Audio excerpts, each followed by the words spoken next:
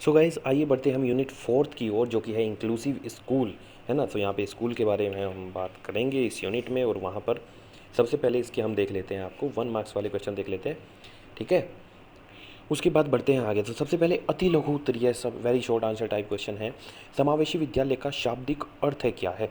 सो समावेशी विद्यालय का जो शाब्दिक अर्थ है, इंक्लूसिव स्कूल का जो मीनिंग है वो क्या है कि जो भी बालक हैं, नॉर्मल वाले और विशिष्ट बच्चे जिनमें कुछ हल्की फुल्की कोई कमी है, उनकी शिक्षा व्यवस्था का प्रबंध एक साथ कराना, ठीक है। तो ये तो हो गया उसका शाब्दिक अर्थ। प्रश्न नंबर 2, समावेशी विद्यालय को शिक्षा का किस प्रकार का अभिकरण माना जाता है? तो ये अभिकरण जो है वो औपचारिक है ना। दो अभिकरण होते हैं, औपचारिक अनौपचारिक, तो ये औपचारिक अभिकरण यहाँ पर उसको माना गया है, ठीक है। प्रश्न नंबर 3, विद्यालय के विकास से पूर्व बच्चों की शिक्षा की व्यवस्था किस संस्था द्वारा की जाती थी? तो विद्यालय नहीं थे तो परिवार द्वारा ही उनको जो भी दादा दादी, चाचा ताऊ, मम्मी पापा, ये जो भी सिखाते थे वही उसकी शिक्षा कहलाती थी। 4, परिवार द्वारा बच्चों को शिक्षा व्यवस्था के लिए विद्यालय को क्यों सौंप दिया जाता है? क्योंकि जो शिक्षा व्यवस्था है, जिस प्रकार की प्रणाली में हम यहाँ पे शिक्षित होते हैं, सो गाइज ऐसी शिक्षा परिवार में हमें नहीं मिल पाएगी, दैट्स वाई हमें स्कूल में जाना पड़ता है, ठीक है ना। सिंपल सा यहाँ पे एग्जांपल आप ये दे सकते हैं। प्रश्न नंबर 5, बच्चों के सुचारू शारीरिक विकास के लिए समावेशी विद्यालय द्वारा क्या उपाय किए जाते हैं? तो सुचारू और सर्वांगीण विकास के लिए वहाँ पे आपको पढ़ाई के साथ साथ ना गेम्स भी प्रोवाइड किए जाते हैं, आउटडोर इंडोर गेम्स जो हैं वो सारे वहाँ पे, है ना। आउटडोर मतलब जो दौड़ भाग वाले हैं या खेल कूद व्यायाम हम कह सकते हैं, वहाँ पे वो प्रोवाइड किया जाता है। प्रश्न नंबर 6 पे आते हैं, बच्चे की शिक्षा के दृष्टिकोण से घर तथा विद्यालय में क्या संबंध हैं? तो एक दूसरे के पूरक हैं, क्योंकि घर में जैसा माहौल होगा बच्चा वैसा ही बनेगा। 100% जो शिक्षित है बच्चा विद्यालय में नहीं हो सकता। घर का माहौल भी आपको पॉजिटिव रखना होगा, पूछना होगा बच्चे से कि क्या पढ़ रहा है, होमवर्क पे उसके ध्यान देना होगा, ठीक है। जितना आप फोकस करोगे बच्चा उतना ही अच्छे से पढ़ पाएगा, ठीक है। विद्यालय में उतने अच्छे से वो सिर्फ विद्यालय में नहीं पढ़ पाएगा या फिर सिर्फ घर पे नहीं पढ़ पाएगा, दोनों एक दूसरे के पूरक हैं, दोनों पर ही वहाँ पे आपको कार्य करना होगा। प्रश्न नंबर 7, बच्चे के दृष्टिकोण से घर तथा समावेशी विद्यालय में सहयोग का प्रमुख उद्देश्य क्या है? तो परिवार और विद्यालय का जो प्रमुख उद्देश्य है बच्चे के लिए वो है उसका ऑलराउंड डेवलपमेंट, मीन्स सर्वांगीण विकास उसका वहाँ पे करना चाहते हैं सभी लोग मिलके, चाहे वो उसके पेरेंट्स हो चाहे वो उसके टीचर्स हों, ठीक है ना। नेक्स्ट है आपका प्रश्न नंबर 8, समावेशी विद्यालय में अध्ययन करने वाले बालकों का को सहयोग स्थापित करने के लिए उपयोगी प्रमुख उपाय कौन से हैं? वो क्या प्रमुख उपाय हैं, ठीक है। तो ये है शिक्षक तथा अभिभावकों में नियमित जो संपर्क है, पीटीएम जो है वो नियमित होती रहे, और पीटीएम में जो आपके मम्मी पापा हैं वो वहाँ पर पार्टिसिपेट करते रहें। तो नियमित वहाँ पर आपका जो संपर्क है वो टीचर्स से बना रहता है, और बच्चे के बारे में टीचर्स मम्मी पापा को बताते रहते हैं, तो आपको पता लगता रहता है कि हमारा बच्चा स्कूल में पढ़ रहा है, शैतानी कर रहा है, क्या कर रहा है, ठीक है ना, और उस पर हमें क्या एक्शन लेना है। क्लियर गाइस, चलते हैं आगे प्रश्न नंबर 9 की ओर। प्रबंधन से क्या तात्पर्य है? तो प्रबंधन मतलब प्रबंध करना, ठीक है। प्रबंध करना, किसी भी चीज़ का प्रबंध करना, मैनेजमेंट, ठीक है, वो उसका प्रबंधन से तात्पर्य है। अब ये देख लो आप किस फील्ड में हो, हर जगह प्रबंधन, एक प्रबंधक होते हैं, प्रबंधन समिति होती है या फिर मैनेजमेंट उसको बोला जाता है, जो चीज़ों को मैनेज करता है, ठीक है ना। बहुविकल्पीय प्रश्न पे आते हैं हम।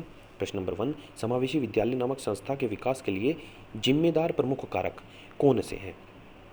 तो परिवार के आकार में परिवर्तन, परिवार की शैक्षिक असमर्थता,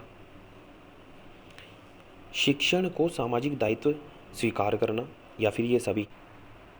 सो उपरोक्त सभी यहाँ पर जो हैं वो समावेशी विद्यालय नामक संस्था के जो जिम्मेदार कारक हैं, वो प्रमुख कारक उपरोक्त सभी हैं, ये आपने देख लिया। क्वेश्चन नंबर नेक्स्ट, समावेशी विद्यालय के विषय में महत्वपूर्ण कथन क्या है वो जानते हैं, ठीक है।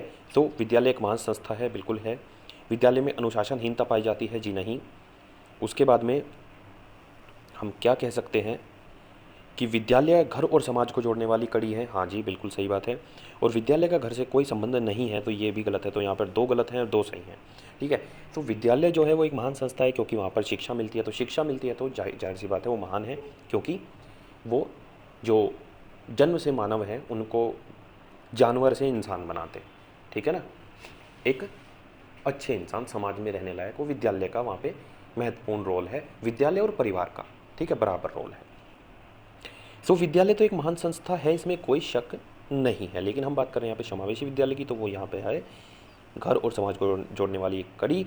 ये यहाँ पर बेस्ट इसका एक आंसर होगा, क्योंकि महान संस्थाएं तो और भी बहुत सारी हैं, ठीक है। अब हमें आंसर जो देना है वो विद्यालय के संबंध में देना है। Clear guys. अब बात करते हैं क्वेश्चन नंबर 3, समावेशी विद्यालय के संबंध में कौन सा कथन सत्य है। सो घर एवं पाठशाला से कोई संबंध नहीं है, गलत। बच्चे की शिक्षा के लिए घर पाठशाला पर निर्भर करता है, जी नहीं। सामान्य बालकों के साथ बाधित बालकों को शिक्षा प्रदान करना ही समावेशी विद्यालय है, समावेशी शिक्षा है। बस यही हमें चाहिए था, जो मिल गया। तो यही है सही। प्रश्न नंबर 4, समावेशी विद्यालय में आपसी सहयोग स्थापित करने की प्रमुख विधियां कौन सी हैं। अभिभावक शिक्षक संघ की स्थापना करना, शिक्षकों को बालकों के घर जाना, या फिर विद्यालयों में जो उत्सव होते हैं उनमें अभिभावकों को निमंत्रित करना, ठीक है। तो ये तीनों ही सही हैं।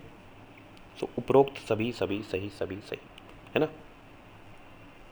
प्रश्न नंबर 5, शिक्षा के प्रबंधन का प्रत्यय किसने दिया। ब्लूम, डेविस, हर्बर्ट, ग्लेसर, ठीक है। 2019 में पूछा गया था भैया। आई.के. डेविस, प्रबंधन मैनेजमेंट जो दिया था वो आई.के. डेविस ने दिया था, याद रखना। अब खाली स्थानों को भरने का समय आ गया है। प्रश्न नंबर 1, विद्यालय में क्या होना चाहिए। एक तो पुस्तकालय हो, लाइब्रेरी हो और एक लैब हो, ठीक है। ये दोनों चीज़ें वहाँ पर होनी चाहिए। सेकंड, स्कूल जो है वो कैसे वातावरण में होना चाहिए, जहाँ पे कीड़े मकोड़े हों, गंदगी हो नहीं ना, या फिर ध्वनि प्रदूषण बहुत ज़्यादा हो, डब डब डब डब हो रही हो, नहीं। तो एक अच्छे सुंदर स्वच्छ वातावरण में स्कूल होना चाहिए। थर्ड प्रश्न, स्कूल भवन के ढांचे की योजना कैसी होनी चाहिए। आधुनिक होनी चाहिए और वैज्ञानिक होनी चाहिए, ठीक है ना। वैज्ञानिक और आधुनिक होनी चाहिए। Clear guys. बाधित बालकों को पढ़ाने के लिए पारस्परिक तरीकों की अपेक्षा कैसा मनोवैज्ञानिक जो तरीके हैं उनको प्रयोग में लाना चाहिए। फिफ्थ, व्यक्तिगत विभिन्नताओं के चलते आजकल बड़े बड़े शहरों में जो है वो हॉकी क्लब की स्थापना हो रही है, ठीक है ना, ताकि सभी लोग वहाँ पे समावेश कर सकें। प्रश्न नंबर 6, शिक्षा प्रत्येक व्यक्ति का जन्मसिद्ध अधिकार है, मौलिक अधिकार है। मानव को देश का मानव संसाधन कहा गया है। कक्षा शिक्षण छात्र, अध्यापक और वातावरण तीनों पर केंद्रित होता है। तीनों कारक यहाँ पर मेन हैं। छात्र बेकार होंगे, अधिगम बेकार होगा। शिक्षक बेकार होंगे, अधिगम बेकार होगा। वातावरण बेकार होगा, तब भी अधिगम बेकार होगा, मतलब नहीं हो पाएगा, ठीक है। तो तीनों यहाँ पर इफेक्ट करते हैं। Clear guys. अब प्रश्न आ गया 9th, शिक्षण संस्थाओं को दलगत राजनीति जो है उनसे अलग रखना चाहिए। राजनीति और शिक्षा का कोई वहाँ पर मेल मिलाप नहीं होना चाहिए, लेकिन आजकल भाई राजनीति तो हर जगह है कि नहीं।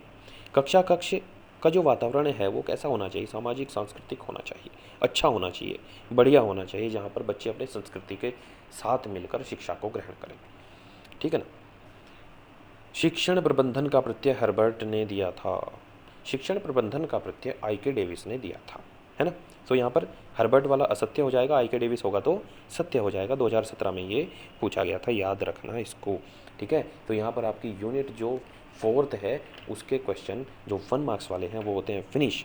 और अगली वीडियो में या इसी में मैं ज्वाइंट करूँगा, ठीक है। एक कंप्लीट वीडियो रहेगी और एक यूनिट वाइज वीडियो रहेंगी, अलग अलग यूनिट वाइज, ठीक है ना। सो मिलते हैं 1 मार्क्स के क्वेश्चन के साथ यूनिट 5th में। Clear guys.